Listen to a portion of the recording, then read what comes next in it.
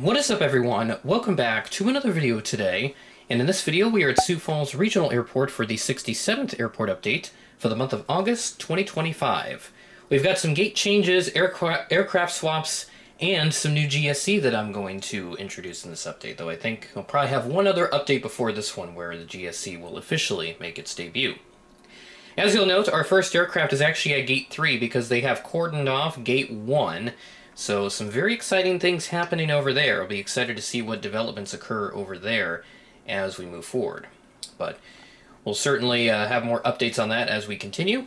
But starting off here at Gate 3, we have our Frontier service from Denver on the A321neo. They continue to swap between that, the 320neo, which I've seen the most common, and then rarely do we get the 320CO engines now. Frontier, as far as I know, they're going to retire them sometime this year. I don't know when exactly, but they will be gone. So I was fortunate enough to get on a flight in one of those before their inevitable retirement in favor of the Neos. This ride-in is Flight 2108 from Denver at 1:55 p.m., 7 minutes early. Hopefully I'll be able to get some more Frontier flights in the future, as I'd certainly love to see more of what they have to offer, which isn't really much, but we'll get there eventually. Moving over to Gate 5, we have the American A319 with Sharklets, arriving in from DFW as Flight 3311 at 4:51 p.m., 16 minutes late. And then you'll start to see the glimpses of the new GSC from Tiny Tugs, which I got in last week, so check out that unboxing video that I posted earlier this week. Very awesome GSC, and I love their product, so I will definitely be coming back for more in the future.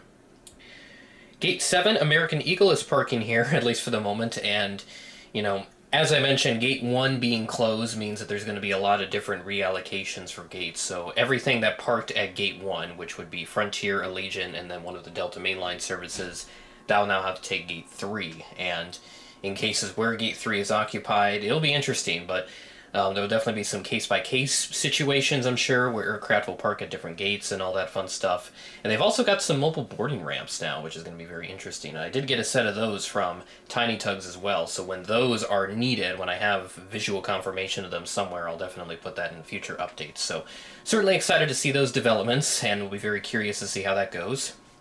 But for now, Gate 7B is occupied by American Eagle. This is one of the other DFW services. The Envoy 175 is arriving in as Flight 3725, and this arrived in at 12:42 p.m., 16 minutes early.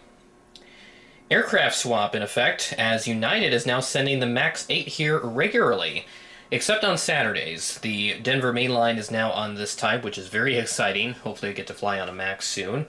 Probably won't be with Southwest, unfortunately, but we'll see what happens. But most likely it'll be on United or something like that. Maybe even the Legion, as I do have one of those MAX 8s in the update as well. This MAX 8 arrived in is Flight 1117 at 8:31 p.m., just a couple minutes behind schedule. So the schedule change went in effect the day that I put together this table, actually, my flight schedule for this update. So very excited with that. And then we have the other United mainline from Chicago on the 738 with the very much a dying breed now, the Unicon livery. Not really seeing much of these anymore. I think we only saw a handful of Unicon liveries, the merger livery, in Chicago, and then Washington Dulles was also the same case too. So yeah, definitely get those catches in with this livery because it is disappearing fast. So this 738 arrived in as Flight 2113, an hour and 17 minutes late. So ouch, 10 p.m. was its scheduled arrival time, and did not get in until well past 11, and that's well after most people's bedtimes, including mine, as I am not much of a night owl. I just don't like staying up past midnight. It's just not my routine, unlike what it was many years ago. I did do a couple all-nighters, actually, but yeah, that was many, many years ago. We also have a diversion in this update because, once again, Mother Nature loves to make an appearance in these videos. So this Delta 717 was heading to Minneapolis from Kansas City when it diverted here in the wee morning hours on a Saturday, the 16th of August. So of course I have to throw this in there since it's one of those interesting diversions. So yeah, those early morning storms, they're a much different vibe than the ones you get in the afternoon and all that. I don't know why. I just like it when storms hit in the morning. You wake up and there's rain falling, you hear the occasional rumble of thunder, those types of storms. Not like the really bad ones, but just those thunderstorms, the general ones that hit in the morning. It feels different. So that's all the aircraft we have at the terminal.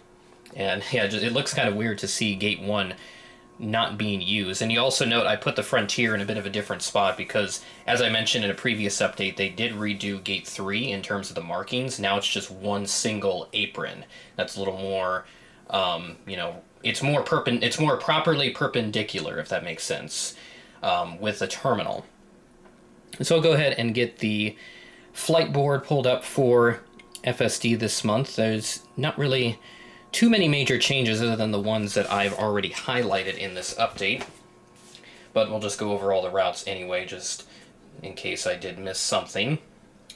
Delta from Minneapolis, not looking to be too much different. I think we're about 4 to 5 daily, with just that one main line still sticking around on the 319.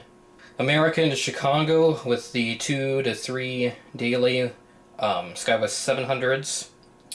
And then United will be mostly the same. They are using the 737-700 on this particular mainline service now, and that will be about 3 additional frequencies with the United Express services, CRJ 550-175 there. Allegiant to Nashville, that'll be 2 daily, Monday, Friday. And then Atlanta, no major changes to be expected there.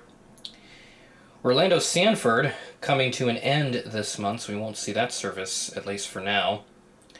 And then Fort Lauderdale, they'll restart Friday, December 19th. Very excited for that. MAX 8 featured on the December schedule. Punta Gorda comes back November 20th. That'll be on A320. And then St. Petersburg, looks like also that service has concluded. And then DFW with 3 daily still, the 2 daily mainline, and then the 1 additional frequency on the 175. And it does swap to the CRJ 700 heading into September. Phoenix Mesa, we're looking at about 3 weekly heading into September, Monday, Wednesday, Friday, an additional Saturday frequency right at the end of the month. And then over to Phoenix Sky Harbor, I know I mentioned that there would be an additional frequency added that has not yet appeared, at least on my timetable here. So it's just still the 1 daily. It's an Embraer 175 right now with Envoy. Vegas twice weekly, Monday, Friday, and then that LAX service, that has already been discontinued. And then lastly, I have Denver with Frontier all the way down to 3 weekly, Sunday, Monday, Friday. So it definitely still makes something over a weekend work in theory, but we'll certainly play around with that. And then United, as mentioned, we have the MAX 8 on the Denver main line. That does go back to a 739 on the first Saturday of September. So still got plenty of capacity, but there'll still be occasional MAX 8 swaps in there because that's just what they like to do. So yeah, that's really all the major services and highlights with them for this update. And then we've got a couple more aircraft that are just hanging out here. One of them being the Allegiant MAX 8 from Orlando Sanford, a service that I mentioned does not show up anymore. Seasonal for at least the moment. This arrived in as flight 1257 at 8:46 a.m., 8 minutes early. And as I mentioned with Fort Lauderdale, when that service returns this winter, that will be on the MAX 8, at least for those first few days that it operates. Delta Mainline having a park over here since I have the 717 diversion there. I would have placed it at Gate 1, but since that gate is obviously not being used due to ongoing events, it's parked over here at the Heart Stand. This arrived in as flight 2615 from Atlanta, and this arrived in at 10:37 p.m., 29 minutes early. Wow. And our last aircraft, a good way to round this off, is this little guy, a DC-3. So yeah, one of these little things decided to visit us in November 8336 Charlie, and this apparently is a bit of a unique aircraft. It's named the Spirit of Douglas. It has a special livery on it.